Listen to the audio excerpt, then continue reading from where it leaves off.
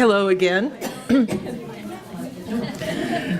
I hope everybody enjoyed their lunch. I think we upheld our reputation, right? Yes.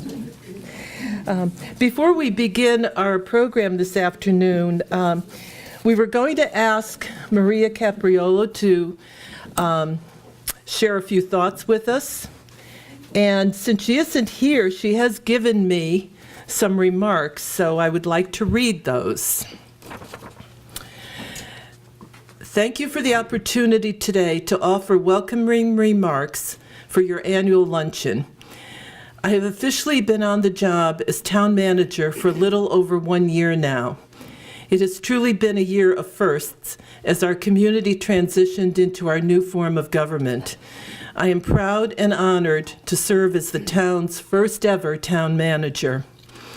The experience has been rewarding for me both personally and professionally. Simsbury has quickly become home to my family, which consists of my husband Terry and our 4-year-old daughter Charlotte. We have enjoyed Simsbury's wonderful cultural and recreational opportunities as a family. Charlotte loves going to preschool to see her friends and teachers at the Children's Center. We have the kindest and most welcoming neighborhood, and we have spent much time exploring the Farmington Valley. As town manager, I have had many rewarding, meaningful, and challenging projects to work on. I have been able to focus on initiatives that are modernizing and improving our organization, which ultimately impacts the quality of services we provide to our residents. I have also placed a focus on customer service, encouraging our workforce to think of our residents as customers. I have asked employees to have a customer service-oriented approach, to utilize problem-solving skills, and to ask, how can we be of help? During my first year as town manager, I have been consistently impressed by the sense of community that exists here, our highly engaged residents, and our dedicated volunteers that spend countless hours making Simsbury such a special community to live, work, and play. Last year, I briefly spoke to the fact that we currently live in an era of declining volunteerism. At the local government level, we are also seeing a decline in young people choosing public service as a career path. The Simsbury Women's Club sets an example for promoting nonpartisan, engaged civic-mindedness in our community. And I hope that your example inspires more women to become involved in your organization and the town. Organizations such as yours are a critical partner in strengthening our community and encouraging public service and volunteerism. I thank you for your work and your efforts and look forward to working with you in the future.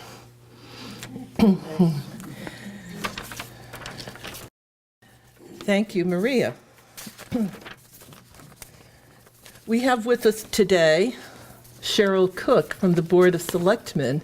And Cheryl, would you like to say a few words today?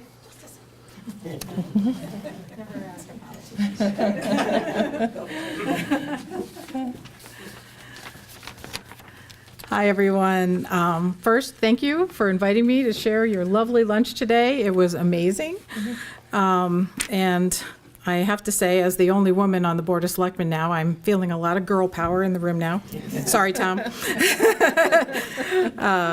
So I am so pleased to be a part of your group only for a little bit of time here today.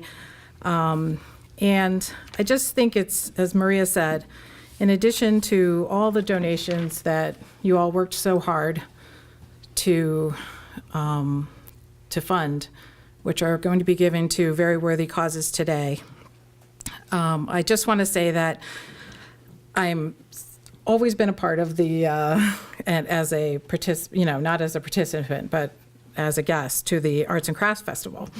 And I am so pleased that on the 50th anniversary of the Arts and Crafts Festival that you will be back and better than ever. I've attended with my own mother several times, and we always enjoy going around and looking at all the beautiful crafts. And I always come home with something very beautiful, which is terrific. It is an event that draws shoppers from all over the Farmington Valley, and it has become an event that residents and visitors look forward to every year, and you all take justified pride in the wonderful job that you do with that event. Simsbury is full of things to be proud of, and as Maria said, we have wonderful schools, beautiful open space, and amazing recreational opportunities. For me, the thing that is better than all of that is the willingness of our residents to volunteer their time and their talents and their treasure to this community that we all love. And all of you represent what is best about Simsbury, and I thank you for that. Thanks. Thank you, Cheryl. Thank you, Cheryl. I am now going to turn the mic over to Ellie Hoffman, who will make today's presentations. Hi, everybody. Thank you for coming. Hopefully you all enjoyed the lunch. Too many people turned down seconds, so I think we have to bring food home. So if anybody has a second thought on needing some food for supper, you're welcome to go to the kitchen. Anyway, yes, I am co-chairman of the Arts and Crafts Festival. I've been involved in this for 12, 13 years now. Love the festival. Love the camaraderie we get from the club with everybody being involved in it, and seeing the rewards at the end of the show with what we reap as far as monies.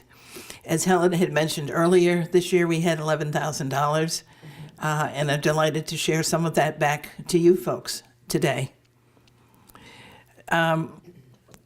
We want to acknowledge the fact that we have an event planner that's helping us. We are an aging organization. We don't always muster up as easily as we used to bending and stretching and walking and whatever. So we have an event planner called Liz Reynolds, who is with us for our third year now. And we also have the help of the Junior Women Club of Simsbury. These young women have the same philosophy about volunteering, about working in the community that we do. And they are stepping up to take over responsibility for the Arts and Crafts Festival in a couple of years. We're working on a shared basis right now, and I would like to just applaud them for their willingness to step up and ensure that this great activity in our community has a future through them. So without further ado, I'd like to present this year's recipients. First of all, I'd like to call up Lauren Devin from the Simsbury Police Department, who will tell us about an exciting new program they have called RAD. And that's a program that we are helping to sponsor. Lauren? Hello, for those of you who don't know me, I'm Lauren Devin. I'm with the Simsbury Police Department, and I just want to thank all of you for having us. This is the second time that I have been able to join you ladies at your luncheon. The first time I came, you guys made a very generous donation to our Project Lifesaver program, which is a very important program and has helped individuals in our community who have disabilities and other medical issues that may cause them to wander. So this year, when Ellie reached out to me and asked what else they could help with, a women's self-defense program came to mind. In the climate that we live in now, as many of you know, we recently solved our homicide that went several years, and I think it brought to light an issue that is going on around the country, that it's a different time for women, and we need to be prepared. We need to be aware of our surroundings. And so we at the Simsbury Police Department have taken that to heart and have partnered with RAD, which is Rape Aggression Defense. Myself and another female officer are certified. RAD is a program that offers free self-defense to women in our community. So we were able to offer this program this fall, and we hope to be able to offer it again to ladies that come home from college, to some of our high school girls, and to really just any woman in the community of any age who is hoping to better prepare herself in the event of some sort of attack. The other thing that we're looking at is a different women's self-defense program called WAVE. WAVE stands for Women Against Violence Everywhere, and it takes some of the standard principles of RAD and condenses it into a one-night program versus RAD being multi-nights, and allows for women to come together to get the basics of self-defense and to leave feeling a little bit more confident in their abilities. So we thank you all for your donation. The donation will allow for us to purchase any equipment that is necessary for doing either the RAD or the WAVE program, and also hopefully to get another officer certified in either program. It's currently only myself and another officer. We would like to have 1 or 2 more officers so that we can offer classes more often and offer them to bigger groups. So thank you guys very much for this very helpful gift.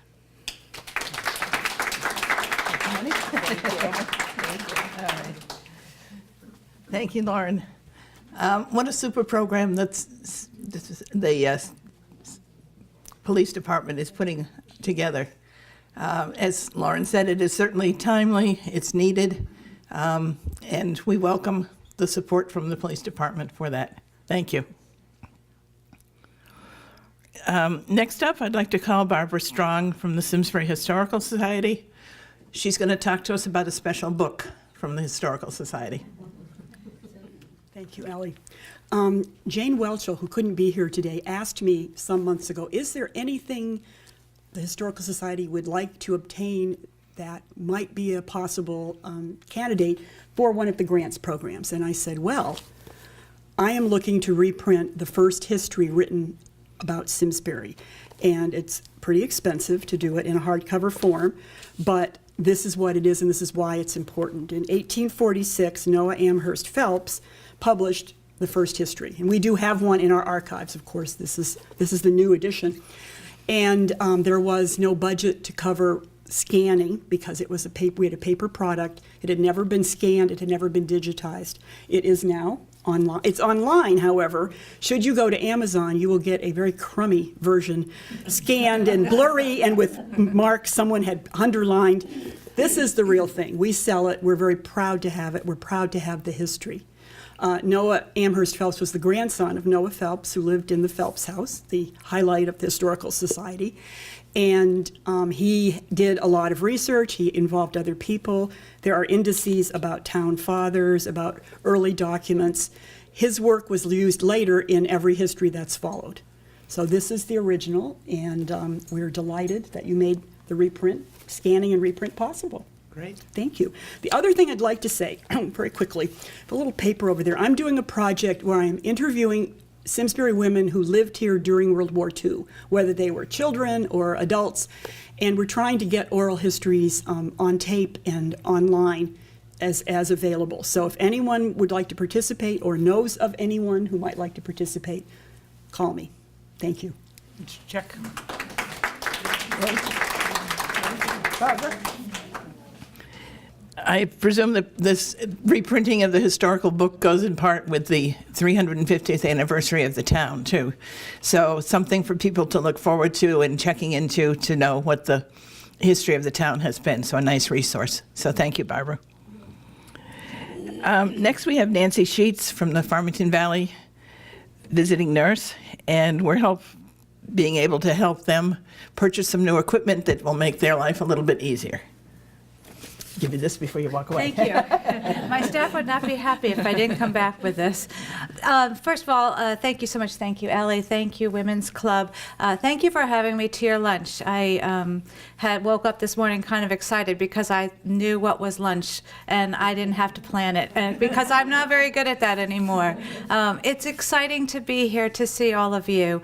I have been a Simsbury town resident for a very long time. I believe very much in volunteering, and And my very first thing that I ever did as a volunteer here when we moved here a long time ago, I joined the Simsbury Junior Women's Club. I knew nobody, I knew nothing here, and I quickly learned every little facet that really does make Simsbury an amazing community to be a part of.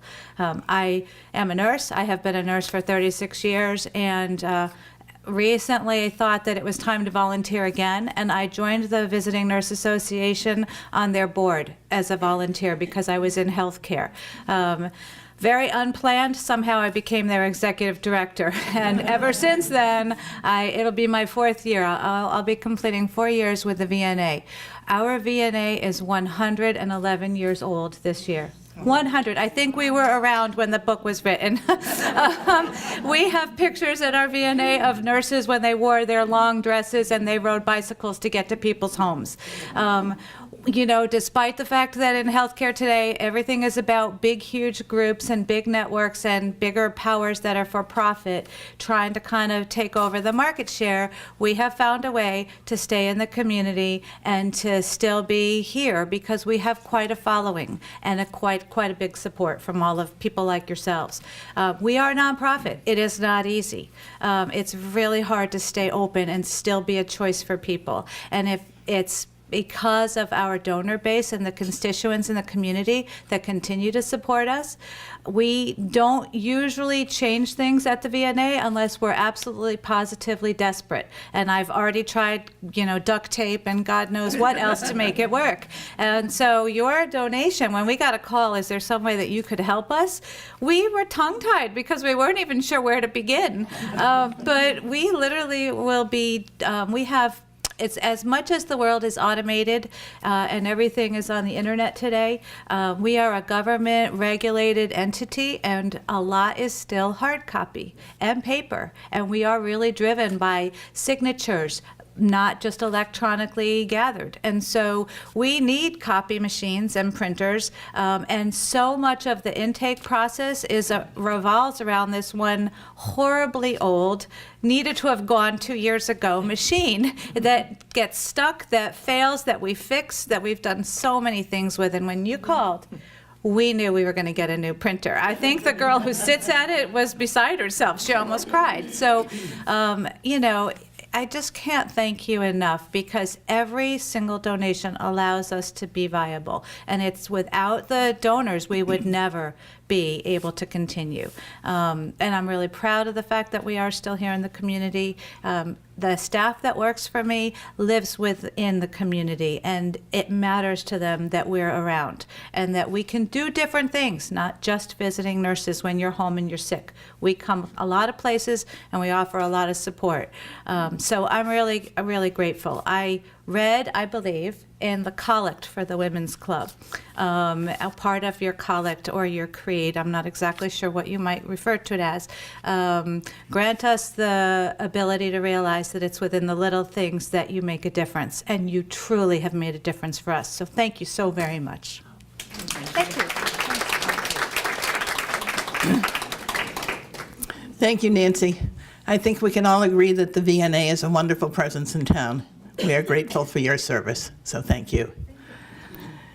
All right, Tara Willerup, call you up next. Tara is a presence in town. She wears many hats. She's going to wear 2 of them this morning, or this afternoon. First, I want to have her talk to you about her involvement with Simsbury Celebrates. Thank you very much. And I'll bring up Tom Taberski to help me with this.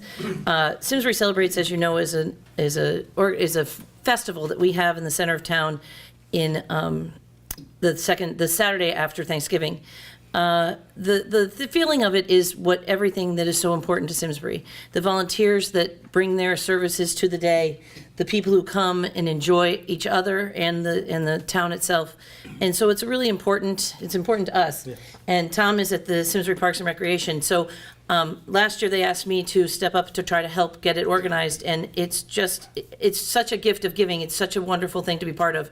I'll let Tom tell you a little bit about what he feels about it. But it's all driven by volunteerism, it's driven by donations, and we are so thankful that you recognize that and are sharing your hard work and your volunteers' work with us so that we can continue it every year.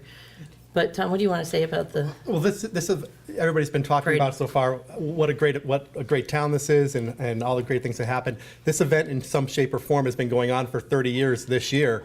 It was opening night for 10 years, and it turned into opening night for a few years, and it turned into Simsbury Celebrates. This event is really, I think, part of the fabric of the town. In my first fall back here last year, I ran into a number of families who I remember when they were just little kids running around Simsbury Celebrates. They were coming to tell me when they were getting their own kids' pictures taken with Santa last year, that what a joy it was to be able to bring back their own kids to this event, and just to be able to be back after I was away for 8 years, coming back and seeing the fire truck parade and the high school choir roaming around town singing. All of these things are again, it's a holiday tradition in town, and the work that your group has done has really helped make this possible. I've had the fortune of attending this luncheon a few times now, and you guys are always so generous and thoughtful of us. But what you guys do really helps make this event possible. It's not a town-funded event. It's all through the donations of local families and organizations like yourself, and we're very appreciative of that. So thank you very much. Thank you very, very All much. right, thank you. All right, stay here. I'm staying. You want Tom to take, Tom, you can take that. Oh, hold on. Thank you. Okay, another hat that Tara wears is being involved with the Martin Luther King Memorial. Simsbury has a unique relationship with Martin Luther King. As many of you remember hearing about his being here during some of his high school, college years, working in the tobacco fields, but living in a community where life was very different from what he was growing up with, and how that helped to shape his thinking for the future. So a lot of work has been done by Simsbury High School students. They had done a documentary years ago through one of their teachers' projects. The Willerup family has been involved with their children, with Tara and her husband helping to design and develop the process for creating the memorial. So I want to turn the mic back to Tara and also welcome Ashika Dayapa. Ashika Dayapa, okay. It was one of the students from Simsbury High School that will tell you about their involvement too. Thank you again. Okay. You guys are a great organization. Thank you very much for having me. I already did that, didn't I? This project, when the Simsbury Free Library was looking for projects to work with the Simsbury School and Simsbury students and to try to create our community awareness.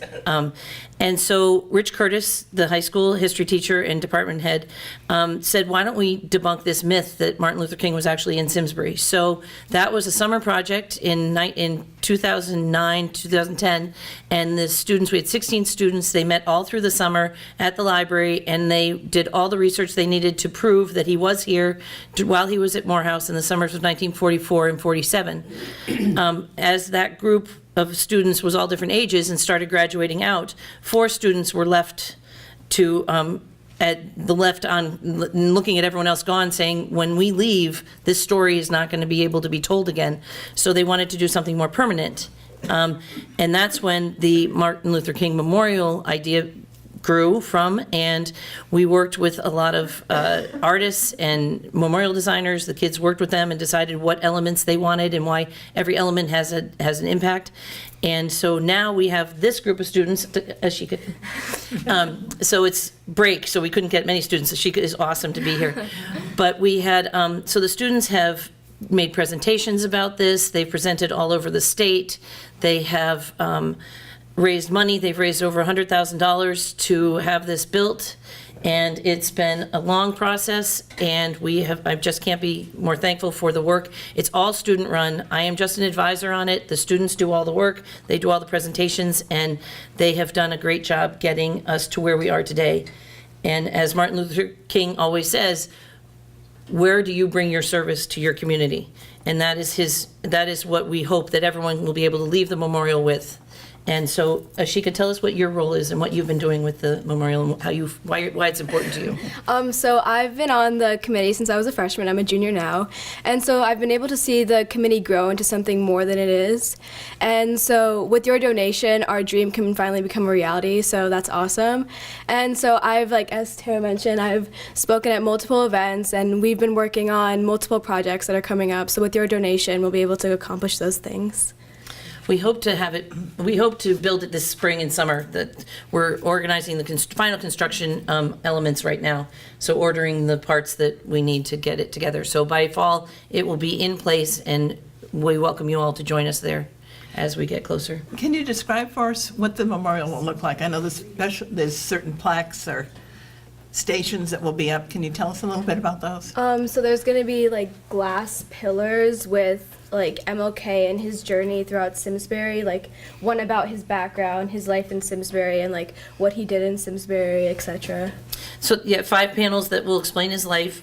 There's a pathway that talks about, because he used to walk up and down the streets of Simsbury, so the path is part of that. There's a southern and a northern entrance and exit, because people are coming from, we're coming from the north, he's coming from the south. Our ultimate goal is to have a granite bench, because that's a native stone to Atlanta, where he's from, and sandstone pillars that will hold our donors' names and our sponsors' names, because that's native to Simsbury. That stone is native to Simsbury. So all these things are trying to merge his two worlds, because his world was very different in Georgia. Then he came and he hit the Jim Crow car in Washington, D.C., and he wrote about that being a real pivotal part of his consciousness. And then on his application to ministry school, it was his being in the North that he started seeing that, you know, he was called to service, and that was why he became the legend he is, because peaceful use, but always service to your community, making your community better, and that's something you all believe in for sure. All right, and this memorial will be at the Simsbury Free Library? It's on the grounds of the Simsbury Free Library, right in the front yard, and we'll have it all set up there, and we'll be able to do stuff inside as well. There'll be other elements that we'll be able to incorporate inside as well. Super. But we are looking forward to it. We'll have it in the ground this summer. Great. All right, I think this is a wonderful project. I think it's something that really will be meaningful to the community because of the influence of Martin Luther King that lives on forever. And so much help from the students. You guys are great to put your heart and soul into that. So. It's a lot of good faith. The few, you guys are, I know you're feeling concerned that you're moving and merging with the Junior Women's Club, but there are a lot of great students that I've been working with on this project. There's hope for the future in volunteerism for sure. Yeah, yeah. All right, well, congratulations. Thank you. Take that. Yeah.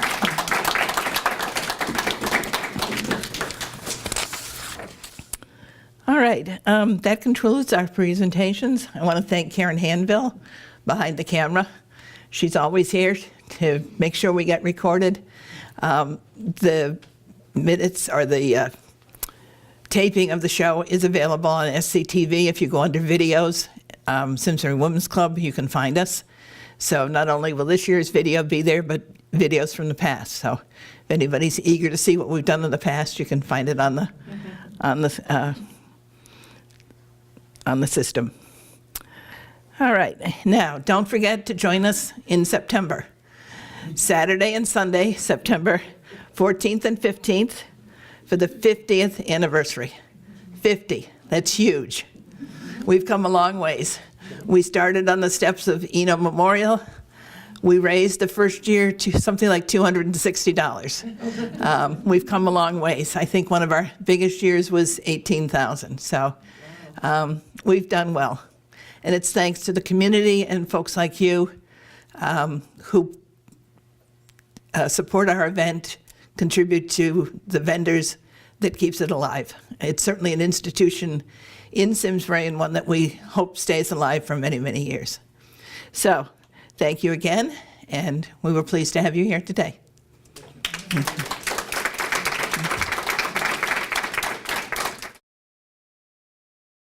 Funding for Simsbury Community Television is provided in part by contributions from viewers like you. Thank you.